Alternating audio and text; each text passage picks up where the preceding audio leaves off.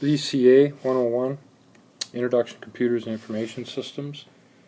We're going to talk about some hardware specifics, and these will be primarily a PC, and then later on we'll talk a little bit more about some other devices.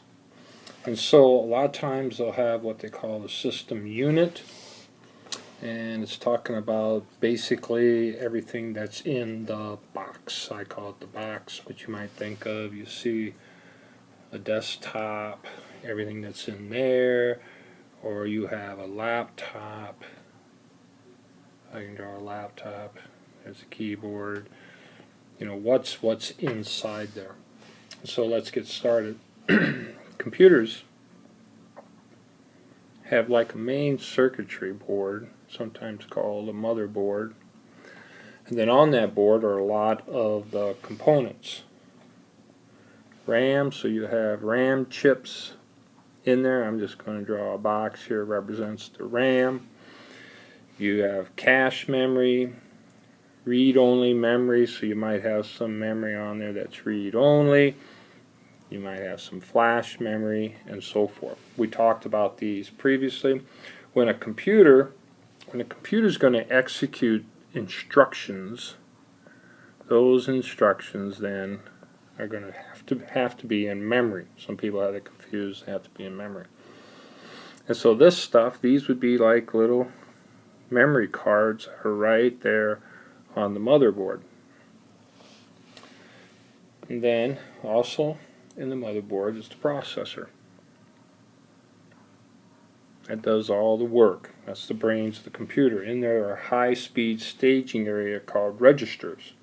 And these registers are a certain size, and that's where they hold the bits that are going to be manipulated. The bits inside the registers. Now that's not the registry, which is something different in Windows. These are registers, high-speed staging areas in memory. What can a computer do? A computer can do arithmetic. It can add, multiply, divide, and subtract. And it can make a logical decision. A computer can decide if one set of bits and another set of bits, it can decide if they're equal, greater than, less than, and so forth. And that's it.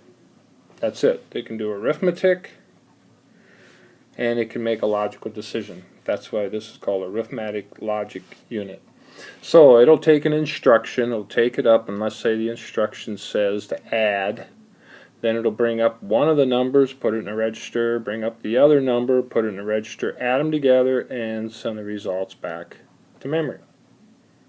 And the operating system keeps track of the memory and where everything is. Now, to make computers more efficient, the concept of a coprocessor exists. You can have a math coprocessor, so if your computer is doing very complicated type mathematics, that can be done in the coprocessor, while other things can be done in the processor. If the computer needs to be doing some animation things, you can have a motion coprocessor.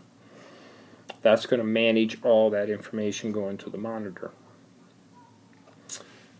What moves the information through the computer is the electronic bus.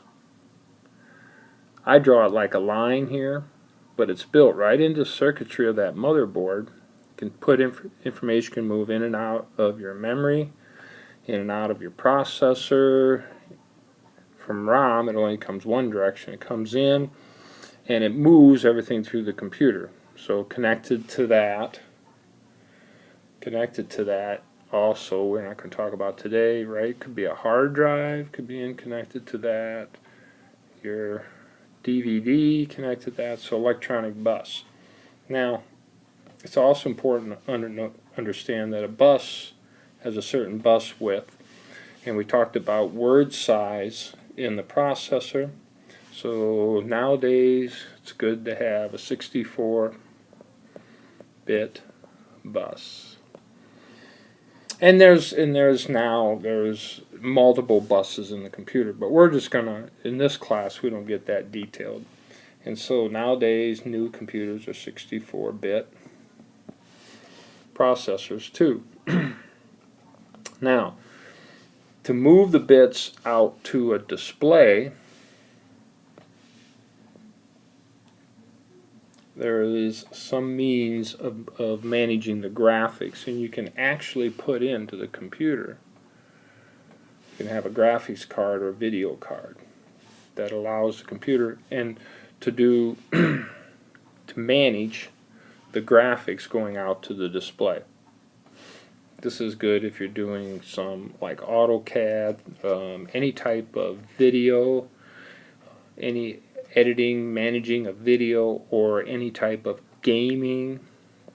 So this allows a separate processor to manage the display so that it looks good. So we can split the duties up on the motherboard. Now, how the computer keeps track of items internally is it has a clock speed, and that is measured megahertz, gigahertz.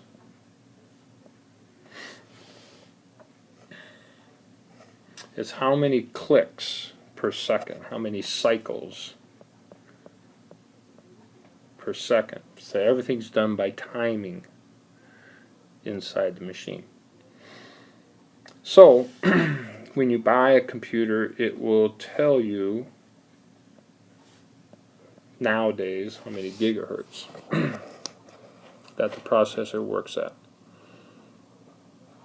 And nowadays it'd be a lower number, and we'll look at that at the example in class. Now, the next term, virtual memory, turns out to be very important also. In the computer, you have just so much random access memory. You have just so much RAM that can be built in there. And so you fill that when you start loading software, multiple packages of software, you start loading them, that starts to fill up. It starts to fill up when you put data in there, and if you have like working with pictures or whatever. As that starts to get full, the computer can manage some space on the hard drive and treat it like memory, but it's virtual. It's not real memory. So what happens on almost all computers, operating systems, is they set a part of the hard drive aside for virtual memory, so that when the memory starts to get full, it'll leave some things on the hard drive that it doesn't currently need to use, and then when it needs it, it brings it up in. So it does something referred to as a swap, or it'll leave pages of information out here, or they'll call it a page file. So the virtual memory, sometimes referred to as a swap file, like in Linux, or a page file, like in Windows. And then it moves that information in and out. Now the movement here, I'm going to do that in red, the movement here is slow compared to the movement internally. It's slow compared to the movement internally. So when you have to start using virtual memory, the performance of the computer goes way down. It's a great idea, but the performance goes down, because moving things from the hard drive to the processor, or actually from the hard drive to memory, is like a turtle compared to the information move internally is like a jet airplane. This is measured in milliseconds, and internally it's measured in nanoseconds.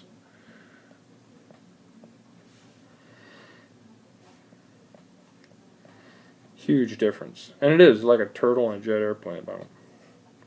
Now the last thing, and I'll finish up here, is ports. This term is used multiple different ways. In terms of hardware, we have ports on the computer that we can use to connect peripheral devices.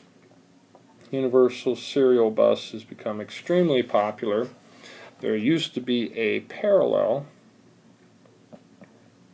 port. You don't see that anymore. Serial ports are still used for some serial ports are still used in some incidences, but USB is the most popular, and there's also